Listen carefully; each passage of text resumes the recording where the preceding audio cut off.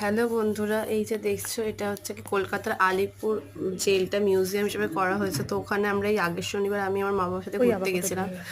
তো দেখো ওটা হচ্ছে, এটা হচ্ছে সিমসন সাহেব যিনি রয়েছেন, ইনি বন্দীদের উপর প্রচুর অত্যাচার করতেন। মানে দেশপ্রেমিক যারা আছে তাদের উপর ভীষণ অত্যাচার করতেন।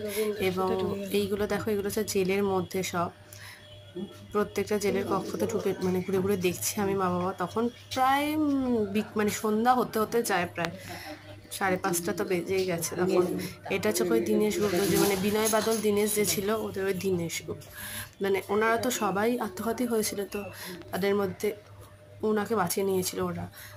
আর এইটা দেখো, এটা হচ্ছে ফাঁসির মঞ্চ, ওটা মানে যেখানে হচ্ছে কি দেশপ্রেমীদের ফাঁসি দেওয়া হতো। এটা সেই জায়গার, এইখানটাতে যে ওই লাশ তাদেরকে আনা হতো, তাদেরকে মানে করতো। এখানে না প্রচুর ফলের গাছ আছে, আমি এই জিনিসটা খেয়াল করছি। আর এইটা দেখো, এখানে ছিল হচ্ছে নেতাজি, বিধানচন্দ্র রায়, চিত্তরঞ্জন দাস, আর একজন ওটা কি ওটা ছিল দেখো, এটা হচ্ছে দোতলার ওপরে ছিল, ঠিক আছে। এটা আরেকটা ঘর, মানে প্রত্যেকটা জায়গা আলাদা আলাদা কুঠুরি টাইপের আছে, সেখানে এটা আলাদা একটা জায়গা ছিল যেটা হচ্ছে দোতলার ওপরে। তো এখানে আমরা ঘুরছিলাম এবং প্রত্যেকটা কক্ষ আমি যতটা সম্ভব দেখানোর চেষ্টা করেছি। এর বড় ভিডিওটা আছে, যদি তোমরা বলো তো আমি বড় ভিডিও দিয়ে দেবো।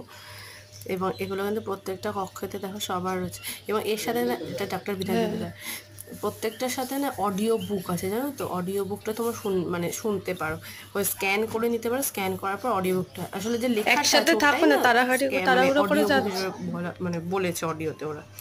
তো ওই জন্য আমি সবগুলো স্ক্যান করে নিয়ে পড়ে নিয়েছি পাশে লেখাগুলো।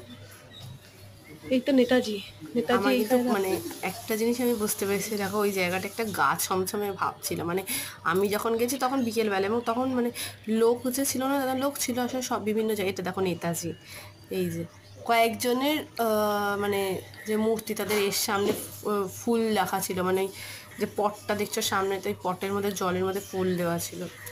নেতাজির ছিল, কাজী নজরুল ইসলামের দেখেছিলাম ফুল দেওয়া ছিল ওরকম। তো